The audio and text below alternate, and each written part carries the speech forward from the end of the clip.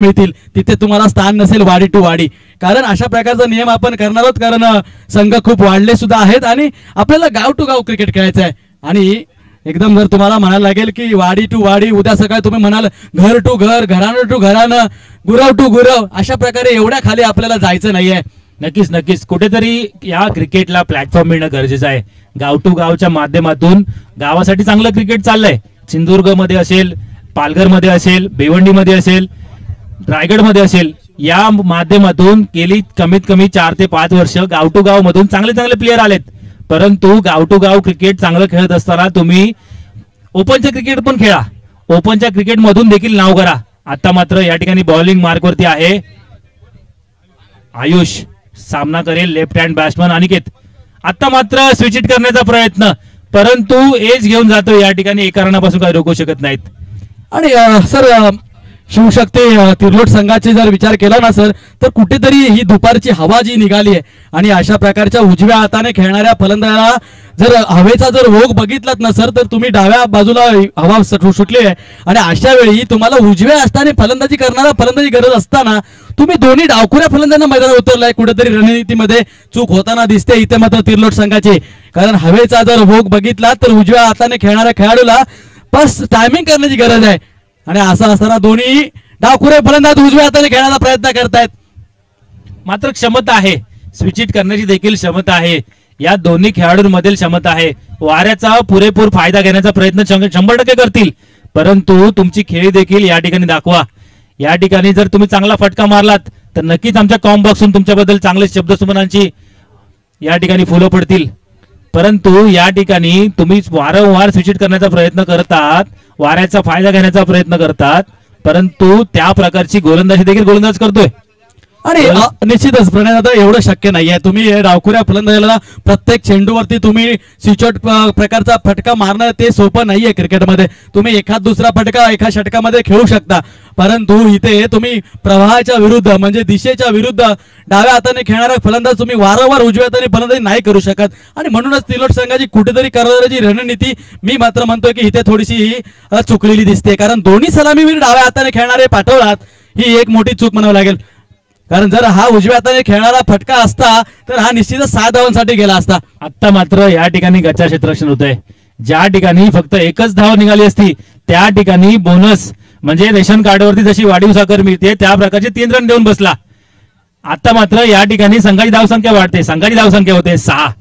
या 3 धावा जर अडल्या असत्या, त्या 3 धावांमध्ये फक्त 3 धावा स्कोरबोर्डवरती लागल्या असत्या. मित्रांनो, असं जर कॅल्क्युलेशन करून जर तुम्ही क्रिकेट खेळाल त्या क्रिकेटमध्ये तुम्हाला नक्की यश मिळेल. आता मात्र समोर आहे तो एक जबरदस्त संघ तिर्लोटचा. आणि निश्चितच कॅल्क्युलेशन क्रिकेट जो संघ खेळतो ना सर, तोच संघ ह्या क्रिकेटच्या पटलावरती यशस्वी असतो. आणि त्यामागचं कारण असं असतं सर की आता मात्र या ठिकाणी लॉंगॉनला मारलेला फटका एकदम परफेक्ट षटकार, निकोलस पुरनच्या बॅट मधून निघालेला कणखणीत षटकार. या षटकाराने संघाची धावसंख्या होते 12. आतापर्यंत सुंदर गोलंदाजी केली, परंतु एक फुलटॉस चेंडू पूर्ण मॅचचं पारडं पालटून टाकतोय. हा फुलटॉस चेंडू जर तुम्ही आवरलात, या फुलटॉस चेंडूला तुम्ही टप्प्यामध्ये पराभूत केलात तर कुठेतरी यश मिळेल. या ठिकाणी कानमंत्र देत आहेत आमचे मिथून देखील एक धडाकेबाज फलंदाज आहेत. मिथूनने जर मैदानात जर थैमान घातला तर या ठिकाणी 50 स्कोर पण कमी पडेल. हे मात्र तिर्लोटचे दोन्ही खेळाडू जाणत असतील. आता मात्र पुढचा चेंडू असेल अनिकेत याला. अनिकेतने देवगड तालुक्यातील क्रिकेटमध्ये मोठी खेळी केली आहे. आता मात्र पाहूया काय करतोय. उत्कृष्ट प्रकारे खेळून काढलेला चेंडू. या ठिकाणी मात्र कव्हरच्या दिशेने खेळलेला चेंडू, खणखणीत चौकार. पण मला एक प्रश्न पडलाय, जर दोन्ही खेळाडू कव्हरच्या दिशेने खेळत आहेत तर क्षेत्ररक्षक कुठे आहेत? आणि म्हणूनच सर सांगावं असं वाटतं की दोन्ही संघाच्या कर्णधारांकडनं चुका होत आहेत. इथे रणनीतीमध्ये तुमच्याकडनं वारंवार चुका होत आहेत. पहिल्यापासून सांगतोय इथे तिर्लोट संघाची रणनीती चुकली असं वाटत होतं, तिथे मात्र या दोन्ही फलंदाजांनी ती भरून काढली आहे. कारण प्रत्येक वेळी वारंवार त्यांनी या हवेचा फायदा घेण्याचा प्रयत्न केला, कव्हरच्या डोक्यावरून फटके मारण्याचा प्रयत्न केला. मात्र मोहन संघाकडून बघायला गेलं तर तुमचा दोन्ही फलंदाज एकाच प्रकारची फलंदाजी करत असताना सुद्धा तुमचे क्षेत्ररक्षक 30 सर्कलच्या आतमध्ये काय करतायत? तुम्ही ऑफसाईडला ऑफसाईडला क्षेत्ररक्षण का सजवत नाहीयेत एक पडलेला खरोखरच मोठा प्रश्न असेल. नक्कीच नक्कीच प्रश्न तर पडलाच असेल, पण ज्या 2 चेंडूमध्ये चांगले चेंडू टाकले त्यानंतर या गोलंदाजीची अक्षरशः धुलाई झाली. या गोलंदाजाने त्यानंतर भरपूर धावा दिल्या. आता मात्र सुंदर केलेला स्विच इट आता मात्र या ठिकाणी बाउंड्रीच्या दिशेने उत्कृष्ट क्षेत्ररक्षण होत आहे. आता मात्र 3 धावा अडवल्याचा या ठिकाणी 2 धावा नक्कीच अडवल्यात. 2 धावांपासून रोखू शकत नाहीत. ओव्हर मात्र समाप्ती होते. या ओव्हरच्या समाप्तीनंतर संघाची धावसंख्या होते 18 धावा आणि धीर आहे दुरुस्त आहे ज्याला म्हणतात ना त्या पद्धतीनंतर शेवटच्या चेंडूवरती सर 2 क्षेत्ररक्षक बाउंड्रीवरती लावलेत मोहन संघाने आणि त्यानंतर हा चौकार अडवला गेला. म्हणजे जर हे अगोदरच झालं असतं हे तुम्हाला अगोदरच कळलं असतं. क्रिकेट आहे, क्रिकेटमध्ये तुम्हाला रणनीती ही तुम्ही मैदानाच्या बाहेरच बनवून जावी लागते आणि इथे कुठेतरी दोन्ही संघाच्या दोन्ही कर्णधारांकडून चुका झाल्यात.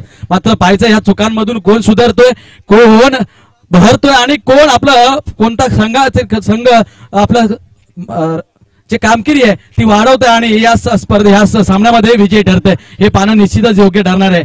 नक्कीच सर, पण आपण पाहायला गेलं तर दोन्ही खेळाडू जर लेफ्ट हँड असतील तर जो फिल्डिंग लावणारा कॅप्टन आहे मोहन संघाचा त्याला देखील एक प्रश्न पडला असेल, जर मी या दोन्ही लेफ्ट हँड बॅट्समॅनला जर लेग साईडला जर फिल्डिंग लावली नाही तर मग मी नक्की फिल्डिंग लावायची तर कशी. जर दोन्ही खेळाडू लेफ्ट हँड असून जर स्विच इट करत असतील तर फिल्डिंग लावताना नक्कीच प्रश्न पडेल. हा देखील एक मोठा प्रश्न आहे. आता मात्र या ठिकाणी एका ओव्हरच्या समाप्तीनंतर दुसऱ्या ओव्हरची या ठिकाणी सुरुवात होते आहे. अविनाश मात्र right arm over the wicket right arm round the wicket मारा करेल लेफ्ट हँड बॅट्समॅनला. आता मात्र निकोलस पुरन पूल करण्याचा प्रयत्न होता, हाफ पिच बॉल खेळण्याचा प्रयत्न होता, परंतु निर्धाव चेंडू टाकतोय. आता मात्र भरपूर वेळाने या ठिकाणी हाफ पिच प्रकारचा चेंडू पाहायला मिळाला आणि तो देखील सक्सेसफुल परफ्यूम डिलिव्हरी आणि जो नाकाला वास देऊन जाणारा जो चेंडू आहे त्याला आपण या ठिकाणी क्रिकेटच्या माध्यमातून परफ्यूम डिलिव्हरी एक नाव दिलं आहे. म्हणजे जणू काही फॉक्सचा मारलेला हा सेंड म्हणावा लागेल. आणि आता मात्र लेग साईडच्या दिशेने फटका येतोय, नवनीतच्या बॅटमधून निघतोय. तुमच्या भाषेत सांगायचं आहे की निकोलस पुरनच्या बॅटमधून निघाला हा फटका आणि काय करतोय क्षेत्ररक्षक समजत नाहीये. इथे जसं काय अजित सर असते ना तर निश्चित म्हणायला येते अरे तुला काय तू व्हाळामध्ये कुर्ल्या पकडतोयस, काय तू व्हाळामध्ये मासे पकडतोय, असं निश्चितच अजित सरांनी वर्णन केलं असतं प्रणयला.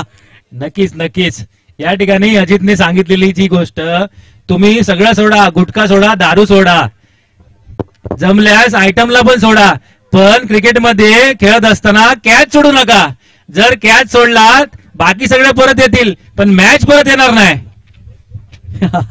निश्चितच म्हणूनच सर अशा प्रकारची तुम्ही ज्या वेळी उदाहरणं अशा प्रकारच्या म्हणी तुम्ही ज्या अभिरत करता प्रकट करता तुमच्या माध्यमातून आणि त्यामुळे त्यानंतर सुद्धा तुमच्या त्या म्हणी तुमचे ते शब्द कधीच न विसरण्यासारखे असतात. आणि इथे मात्र चेंडू मिसिड होतोय परंतु चेंडू सीमारेषेच्या जवळपास जाऊन पोहोचतोय. 2 क्षेत्ररक्षक चेंडूच्या मागे 2 धावा मात्र पळून काढल्या आहेत.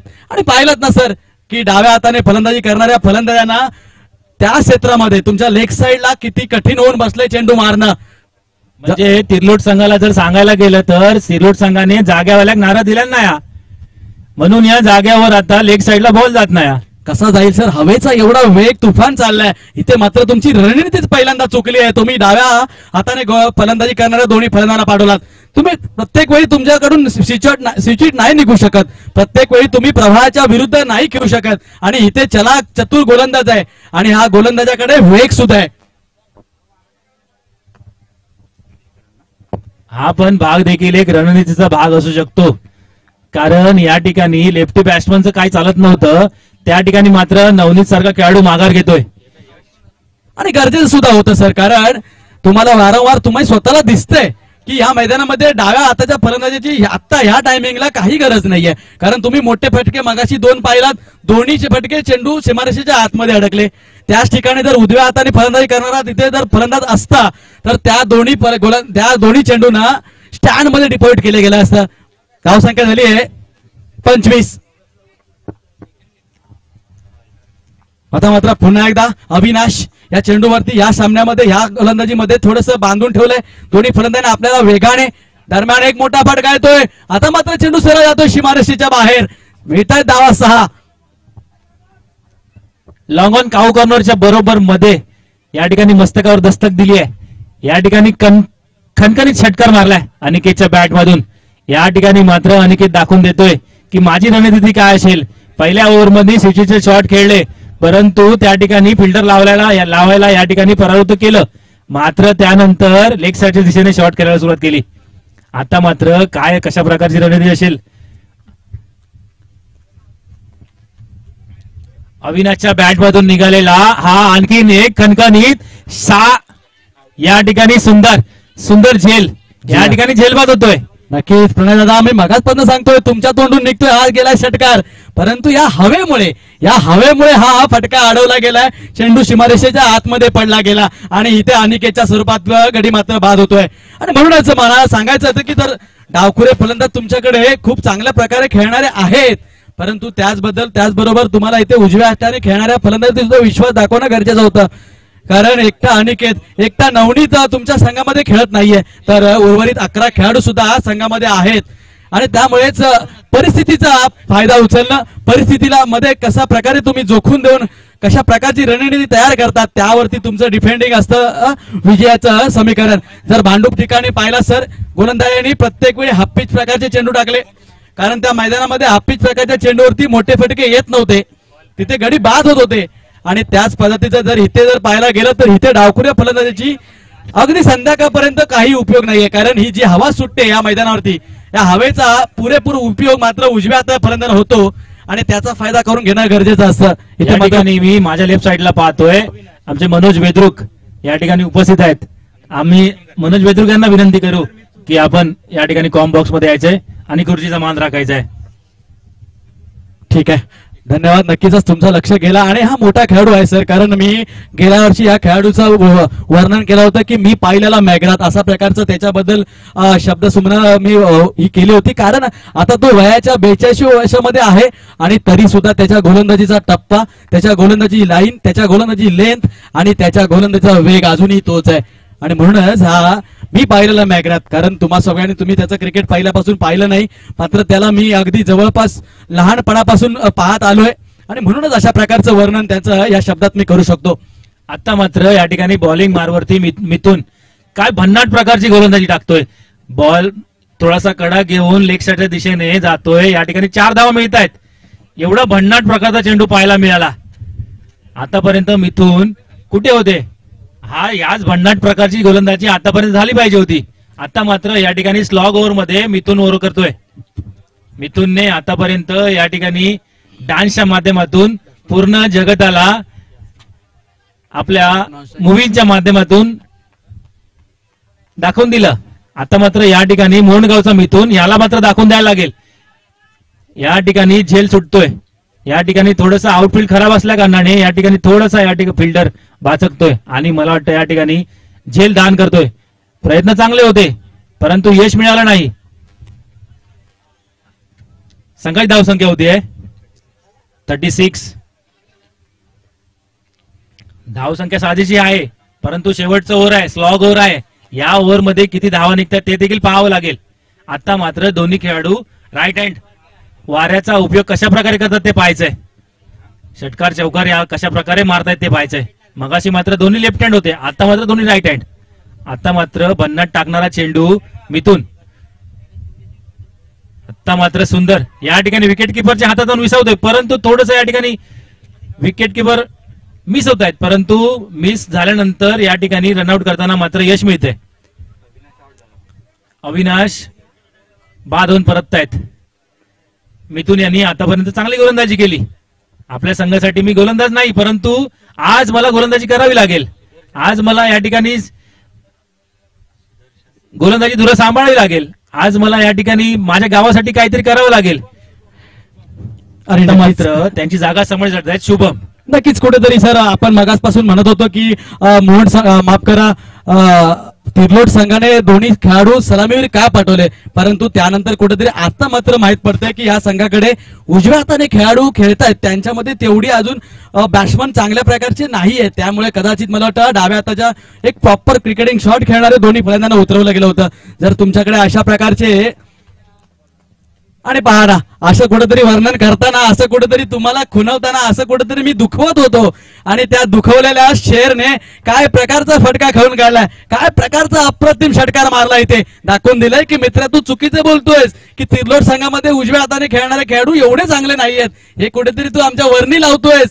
आणि बघ मी हा चेंडूवरती काय करून दाखवतो बघ. आणि त्याच ह्या दुखावलेल्या मनातून लागवलेला हा उत्कृष्ट षटकार. या षटकार नाही, ही चपराक आहे. ही चपराक मारतो ना लेग साईडला चाप करून, ती मारलेली चपराक आहे. आणि पुन्हा एकदा मारलेली चपराक. पाहूया या ठिकाणी काय होते. या ठिकाणी खणखणी षटकार, दोन षटकार याच्या बॅट मधून निघाले. आणि हा निश्चित षटकार जाणारा चेंडू नव्हता किंवा हा षटकार जाणारा फटका सुद्धा नव्हता, परंतु ह्या चेंडूला जर जवळजवळ डिस्टन्स एक हातभर किंवा 2 हातभर लांब केला असेल तर ते हा हवेने. आणि म्हणूनच या हवेचा फायदा काय असतो ना, तो उजव्या हाताच्या फलंदाजांना विचार आहे ह्या मैदानावरती. त्यालाही कुठेतरी वाटलं असेल खेळल्यानंतर की हा चेंडू बाहेर जाणार नाही, परंतु या चेंडूला निश्चितच जे हवेने चेंडू सीमारेषेच्या बाहेर जातोय. मिळतायत धावा 6. धावसंख्या झाली संघाची 48 धावा. बघता बघता 48 धाव संख्या गेली. जिथे कुठेतरी 40 धावांवरती रोखण्याचा प्रयत्न होता त्याला आता 48 धावा गेली. आता मात्र पुन्हा एकदा कडक शॉट, खणखणीत शॉट. आतापर्यंतच्या या स्पर्धेमध्ये पाहायला गेलात तर एक जबरदस्त एलिव्हेशन दिलेला शॉट. आणि काय सांगाल सर? लगातार 3 षटकार मारलेला मला वाटतं हा पहिलाच सामना, पहिलाच फलंदाज. आणि ते केव्हा आले सर? ज्यावेळी मी मन दुखवलं की तिर्लोट संघामध्ये उजव्या हाताने खेळणारे खेळाडू जरा कमी दिसत आहेत. नाही, पण एवढे जर कडक खेळणारच आपल्याकडे खेळाडू असतील, मग आपण या दोन ओपनिंगच्या पेअर मध्ये एक राईट हँडचा बॅट्समन टाकला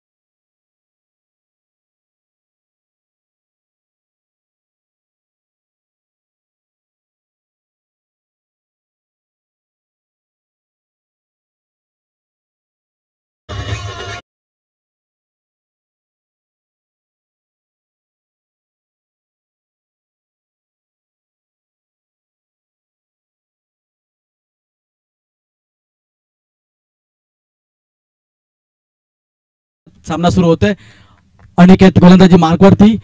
काय सांगायला प्रणय दादा, हा अनिकेत ज्याला आपण डावखुऱ्या हाताने फलंदाजी करताना पाहिलं, तो जिथे उजव्या हाताने गोलंदाजी करतोय, म्हणजे आपल्या शरीराचा संपूर्ण फायदा कसा करून घ्यायचा तो अनिकेत करून घ्या शिकावा. आणि इथे मात्र एक सांगावंसं वाटतंय, जर सर तुम्ही ह्या मिथुनला जर पाहिलं नॉन स्ट्राईक वरती आहे, आणि या मिथुनकडे पाहिल्यानंतर प्रणय दादा तुम्ही जर इंडियन क्रिकेटचा एक खेळाडू आहे, त्या कोणत्या खेळाडूचं तुमचं नाव तोंडासमोर येईल? मला तर आलेलं आहेच माझ्या तोंडावर, पण मी तुमच्याकडून जाणून घेण्याचा प्रयत्न करतोय. तुम्ही नाव देऊ शकता, पण मी तुम्हाला सांगेन एक हात जो खाण्याचा असतो आणि एक हात धुण्याचा असतो, तो मात्र इथे या ठिकाणी एक हात लेफ्टी घेण्यासाठी होतो आणि या ठिकाणी एक राईटी घेण्यासाठी होतो. हा देखील प्रकार आहे.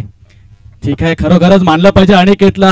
परंतु या खेळाडूची आम्ही वर्णन करत असताना ह्या मिथुनकडे जर पाहिलं ना सर, तर मला मात्र माझ्या डोळ्यासमोर एक खेळाडू, इंडियन क्रिकेट खेळलेला खेळाडू आहे, तो आज अगदी हुबेहूब दिसतो, तो म्हणजे मनप्रीत गोणी. आता मात्र इकडे कमबॅक करतोय. 2 खणखणीत चौकार लागल्यानंतर मात्र या ठिकाणी अनिकेत कमबॅक करतोय. हा कमबॅक झालाच पाहिजे, कमबॅक तर केलाच पाहिजे, परंतु आता मात्र गरज आहे, बॅट्समनला गरज आहे. मिथुन सारखा खेळाडू नॉन स्ट्राईक वरती उभा आहे. मिथुनच्या बॅट मधून देखील मोठे मोठे फटके निघतात.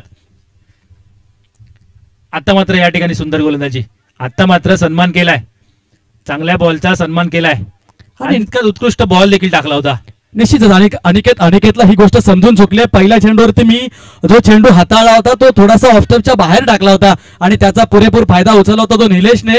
मात्र त्यानंतर अनिकेतने काय केलंय प्रणय सर माहितीये की निलेशचे पाय पकडले, ज्याला आपण बुंद्यामध्ये गोलंदाजी करणं म्हणतो किंवा गोलंदाजीच्या पॅड लाईन गोलंदाजी करणं म्हणतो, ती गोलंदाजी अनिकेतने केली. आणि ज्यावेळी पॅड लाईन गोलंदाजी आली, पायावरती आलेली गोलंदाजी ज्यावेळी खेळला निलेश, त्यावेळी मात्र धावसंख्या थोड्या स्थिरावल्या. कारण निलेशला माहितीये जर लेग साईडला मोठा फटका खेळला तर मी कुठेतरी हवेच्या विरुद्ध दिशेने खेळल्यानंतर अडकू शकतो, झेलबाद होऊ शकतो. आणि त्याच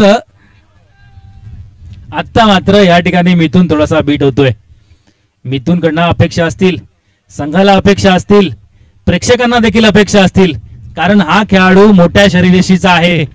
याच्या आर्म्स मधून चांगल्या बॉलरची धुलाई झाली आहे. आता मात्र कडक शॉट, आता मात्र या ठिकाणी काऊ कॉर्नरला खणखणीत षटकार. 6 धावा डीजे.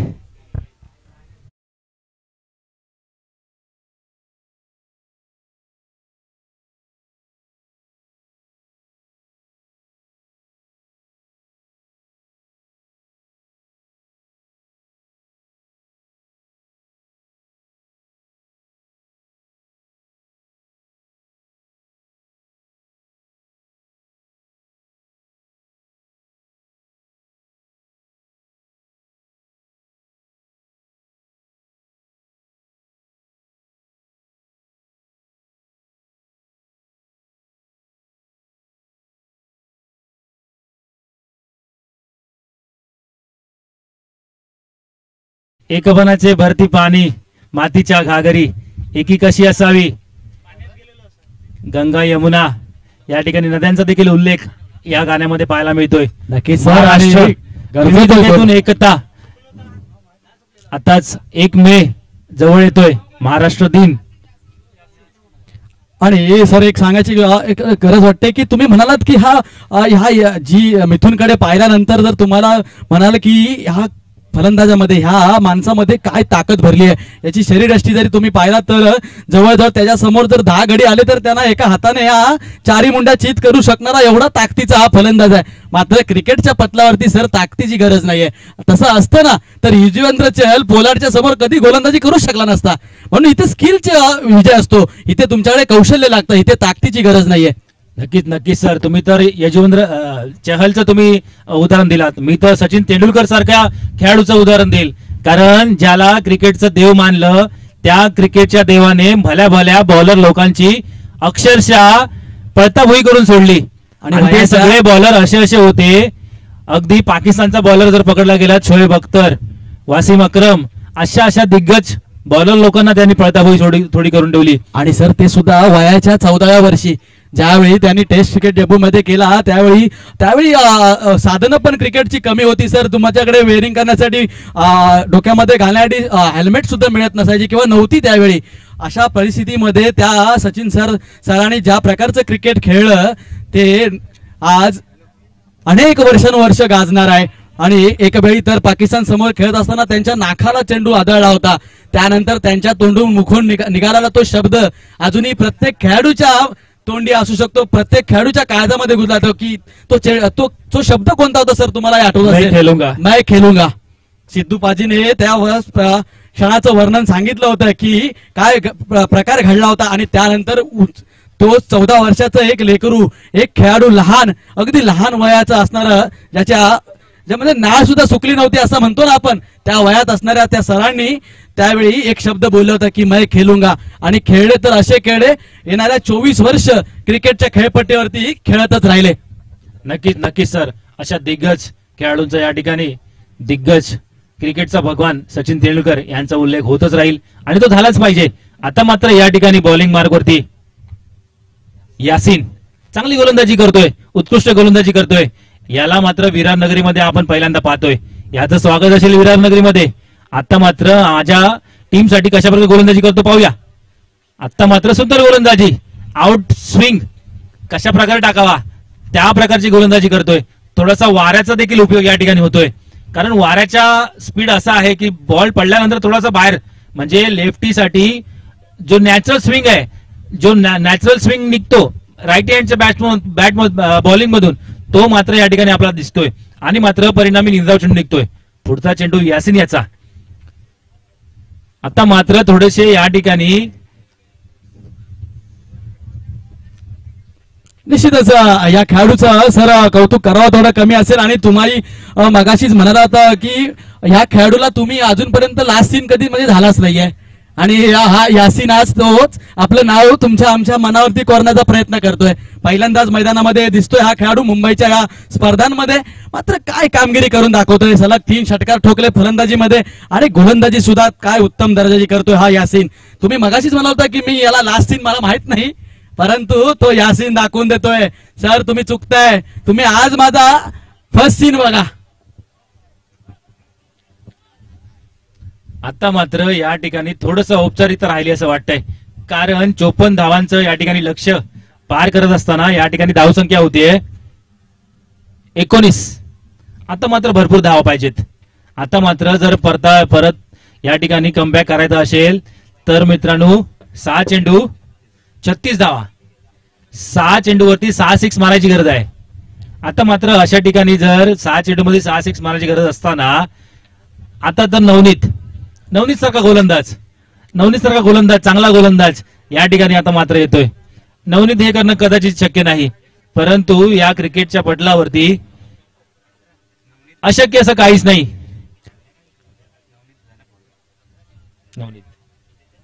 काय हा मिथून हे 6 चेंडू 6 षटकार मारू शकतो. जर तुम्ही आम्ही सर्व बसलेले इथे प्रेक्षक वर्ग आहोत, समालोचक आहोत किंवा क्रिकेट तज्ञ सुद्धा बसलेले आहेत आजूबाजूला, आणि युट्यूबच्या माध्यमातून जे पण क्रिकेट प्रेमी या सामन्याला पाहत असतील आणि त्यानंतर त्या सगळ्यांचं मत मात्र एकच झालं असेल की हा करू शकतो. कारण याची शरीरशी सांगते यामध्ये जर चेंडू बॅटला लागला तर निश्चितच चेंडू सीमाशे बाहेर जाईल. आणि पहिला चेंडू खूप उंचावर मारण्याची गरज होती, परंतु चेंडू अडवला जातो सीमारेषेच्या आतमध्ये. कोणती धाव घेतली जात नाहीये. मिथून स्वतःला बॅक करतोय, मिथून दाखवून देतोय की मी येणारे सर्व खेळाडू मीच खेळून काढणार, कारण त्यांना दाखवून द्यायचंय की मी फटकेबाजी करू शकतो, मी चेंडूना सीमारेषेच्या बाहेर पाठवू शकतो. नक्कीच सर. या ठिकाणी जर मिथूनने 4 जरी षटकार मारले ना तरी प्रेक्षकांचं मन जिंकू शकतो. प्रेक्षकांचं मन जिंकण्यामध्ये मिथूनला यश मिळू दे. पाहूया काय करतोय मिथून. आणि हे तू मी आणि आम्ही इथे म्हणजे म्हणायला गेला ना सर पुण्यात, तर मी इथून सांगत होतो मी इथून सांगत होतो मिथूनला की बाबा मार. आणि त्यानंतर मला अजित सरांची ती अजून एक म्हण आठवायला लागली. त्याने ती गाजवलं होतं विरारच्या एका स्पर्धेमध्ये. तो सारखे एक खेळाडू होता, तो वारंवार बीट होत होता. त्यावेळी त्यांच्या निघालेले मुखातून शब्द मला आता आठवायला लागले की त्यांचं म्हणणं होतं की बाबा मार. मार बाबा, ढोलावर थाप तरी मार, पाठीवर वळ तरी मार, पण एकदा मार. आणि त्यानंतर तो एक खेळाडू होता, मला वाटतं तिर्लोट संघाचा तो गणेश नावाचा खेळाडू होता, त्याने सलग 3 षटकार मारून 500 रुपयाचं बक्षीस घेतलं होतं. म्हणजे डान्स इंडिया डान्स मध्ये जेव्हा मिथून जजला बसतो तेव्हा क्या बात क्या बात क्या बात असं म्हणतो. मात्र या ठिकाणी स्वतः आता मुंडगावचा मिथून खेळतोय, पण क्या बात म्हणायची संधी आम्हाला देत नाही. निश्चितच. आणि म्हणूनच सर मगाशीच म्हणालो की क्रिकेट हे ताकदीने नाही, क्रिकेट हे युक्तीने खेळलं जातं. क्रिकेट हे शक्तीने नाही तर युक्तीने खेळलं जातं. तुमच्याकडे स्किलची गरज आहे, तुमच्याकडे कौशल्याची गरज आहे. आणि ती जर तुमच्याकडे असते ना, ज्या संघामधील त्या खेळाडूंकडे जास्त असते, तोच संघ जिंकतो. छत्रपती शिवाजी महाराजांनी देखील याच युक्तीचा उपयोग करून मुठभर मावळ्यांना घेऊन स्वराज्य स्थापन केलं. आता मात्र या ठिकाणी स्विच हिट केलेला 6 मिळतोय. संघाची धावसंख्या होते या 6 धावांनी 24-26. आता मात्र औपचारिकता असेल. थोडस वेगळा करण्याचा प्रयत्न होता, परंतु वेगळ्या करण्याच्या नादामध्ये या ठिकाणी 6 खावा लागला. आणि थोडासा बदल करून बघण्याची, काहीतरी नवीन करून बघण्याची संधी सुद्धा गोलंदाजाकडे होती. आणि म्हणूनच ती कशी करून पाहिली, कारण सामन्याचं जर चित्रीकरण पाहिलं, वर्गीकरण केलं, समीकरण पाहिलं तर खूप अजून धावा गरज आहे. आणि अशा वेळी जर तुमच्याकडे एखाद्या नवीन चेंडूची तुम्ही जर पाहणी टेस्टिंग करून घेत असाल तर काय वावगं नाहीये मला तरी वाटतं. कारण ज्या प्रकारे ह्या क्रिकेटच्या क्षेत्रामध्ये आपण एवढं फटाफट क्रिकेट खेळतोय, त्यामध्ये गोलंदाजांना जर वाचायचं असेल ना सर, तर नवीन नवीन ब्रह्मास्त्र तयार करणं गरजेचं असेल. आणि ह्या ब्रह्मास्त्रांमधीलच एक झहीर खान सरांनी जे ब्रह्मास्त्र या क्रिकेटला दिलं ना, ते म्हणजे नकल बॉल. आणि ते आज नकल बॉल या T20 क्रिकेटच्या जमान्यामध्ये जिथे 300 धावा व्हायला लागल्यात, तिथे अजूनही त्या नकल बॉलवरती फलंदाजाकडे कोणतंही तंत्र दिसत नाही खेळण्याचं. पण त्या सध्याच्या क्रिकेटमध्ये, या टेनिस बॉल क्रिकेटमध्ये नकल बॉलचा प्रयोग होत नाही. कारण या टेनिस बॉलच्या क्रिकेटमध्ये नकल बॉलचा जर प्रयत्न करायला गेलात तर नकल बॉलच्या माध्यमातून तेवढा स्पीड, तेवढा तो स्पेल मिळत नाही. त्या लेदर बॉल साठी ते ठीक आहे, याच्यामध्ये बरेचसे बॉलिंग साठी युक्त्या आपल्या गोलंदाजाच्या मार्फत पाहायला मिळतात. स्लोवर असेल, यॉर्कर असेल, परफ्यूम डिलिव्हरी असेल, हाफ पिच प्रकारचे चेंडू असतील, अशा बऱ्याच प्रकारचे गोलंदाजाच्या माध्यमातून आपल्याला पाहायला मिळतात. आता मात्र या ठिकाणी अमर शक्ती मोंड पराभव पत्करतोय. आणि या ठिकाणी अमर शक्ती मोंड त्या संघाने आमच्या स्पर्धेमध्ये सहभागी होऊन आमच्या स्पर्धेची शोभा वाढवली, त्यासाठी आपलं या ठिकाणी आभार असेल. आता मात्र या ठिकाणी पहिला सेमीफायनल सामना या ठिकाणी रंगणार आहे. इडिए पॅकर्स मुंबई वर्सेस भराई पॅकर्स मोंड. आणि प्रणय दादा, ही गोष्ट इथे वाखाणण्याजोगी आता आपल्या सर्वांसाठी